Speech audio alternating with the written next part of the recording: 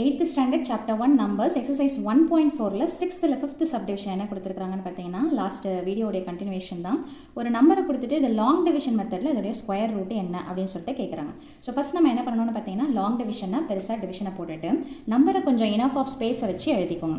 So லாஸ்ட்ல இருந்த square அல்லது ஸ்கொயர் ரூட்னாலே எந்த நம்பர் தான் இம்பார்ட்டன்ட்னு பார்த்தீங்கன்னா 2ன்ற நம்பர் இம்பார்ட்டன்ட். ஸோ அப்போ லாஸ்ட்ல இருந்து 2 நம்பர் நம்ம என்ன பண்ணணும்னு பார்த்தீங்கன்னா பிரிக்கணும். இப்போ ப்ரீவியஸ் சம்மில் பார்த்தீங்கன்னா இங்கே ஒரே ஒரு நம்பர் இருந்தது, ஆனால் இந்த சம்மில் பார்த்தீங்கன்னா 2 நம்பர் இருக்குது. ஸோ நம்ம பிரிக்கும் போது எத்தனை நம்பர் ஃப்ரண்ட்டில் இருக்குதோ அதை அப்படியே நம்ம வச்சுக்கணும். இப்போ நம்ம எடுக்கக்கூடிய நம்பர் இங்கேயும் அங்கேயும் ஒரே மாதிரியான நம்பர் தான் நம்ம போடணும். இப்போ 7 7s என்னன்னு பார்த்தீங்கன்னா 49. இதை விட பெருசு ஒன்று இதே நம்பர் வரணும் அல்லது இதை விட கம்மியாக வரணும். ஸோ அப்போ என்ன போடலாம்னு பார்த்தீங்கன்னா 6 6 என்னன்னு பார்த்தீங்கன்னா 36. இப்போ 41 36 நம்ம என்ன பண்ணணும்னு பார்த்தீங்கன்னா சப்ட்ராக்ட் பண்ணணும். ஸோ சப்ட்ராக்ட் பண்ணால் நமக்கு என்ன கிடைக்கும்னு பார்த்தீங்கன்னா 5ன்னு சொல்லிட்டு கிடைக்கும். இப்போ பொதுவாக இறக்கும்போது நம்ம என்ன பண்ணுவோம், ஒரு நம்பரை இறக்குவோம் டிவிஷனில். ஆனால் ஸ்கொயர் ரூட்டை கண்டுபிடிக்கணும்னா 2 நம்பரை நம்ம இறக்கணும். ஸோ அப்போ அந்த 2 நம்பர் என்னென்னு பார்த்தீங்கன்னா 86. இறக்கின உடனே நான் என்ன பண்ண சொன்னேன்னா மேலே இருக்கிற நம்பரை 2ஆல் மல்டிப்ளை பண்ணணும். ஏன்னா இது ஸ்கொயர் ரூட்டுன்னா double times, that is 2 into 2ன்னு சொல்லிட்டு பண்ணுவோம். ஸோ அப்போ 6 into 2 என்ன வந்துடும்னு பார்த்தீங்கன்னா 12. இதை எழுதின உடனே நான் என்ன சொன்னேன்னா அதுக்கு நேர ரஃப் காலத்தில் என்ன பண்ண போகிறோம்னு பார்த்தீங்கன்னா ஒர்க் அவுட் பண்ண போகிறோம். ஸோ 12 பாக்ஸ் இன்ட்டு பாக்ஸ், அதாவது நான் இங்கே போடக்கூடிய நம்பரும் இங்கே போடக்கூடிய நம்பரும் ஒரே மாதிரியான நம்பராக இருக்கும். ஃபார் எக்ஸாம்பிள் ஃபஸ்ட்டு இது வந்துட்டு 6ல் முடியுதுங்களா. ஸோ அப்போ நம்ம சும்மா 4 into 4 அப்படின்னு சொல்லிட்டு போட்டு பார்ப்போம். ஏன்னா 4 4s என்னென்னு பார்த்தீங்கன்னா 16. ஸோ அப்போ 4 4s 16, ரிமைண்டர் 1.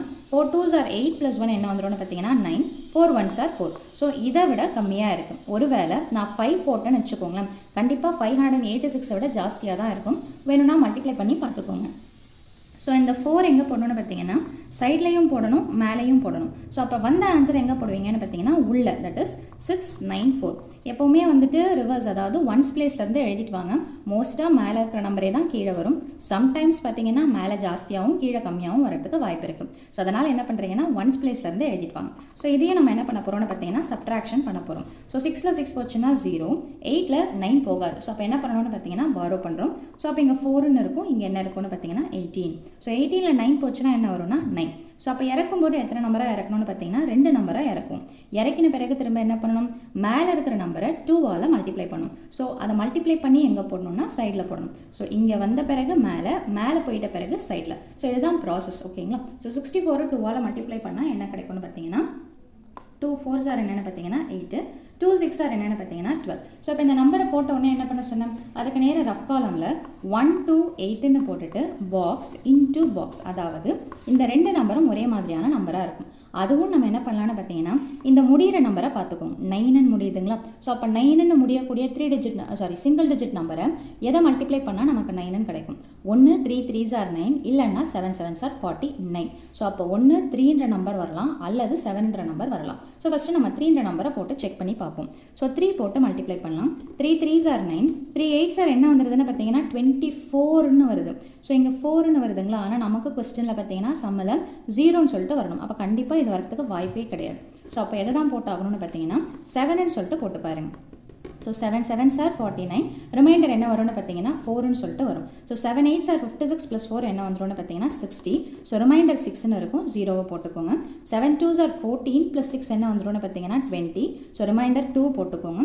7 1s 7 8 9. ஸோ நமக்கு தேவையான ஆன்சர் வந்தாச்சு. ஸோ அப்போ அந்த 7 எங்கே போடுறீங்கன்னா சைட்லையும் போடுறீங்க, அதே மாதிரி பார்த்தீங்கன்னா மேலேயும் போடுறீங்க. ஸோ வந்த ஆன்சர் எங்கே எடுத்து எழுதணும்னு பார்த்தீங்கன்னா உள்ளே எடுத்து எழுதணும்.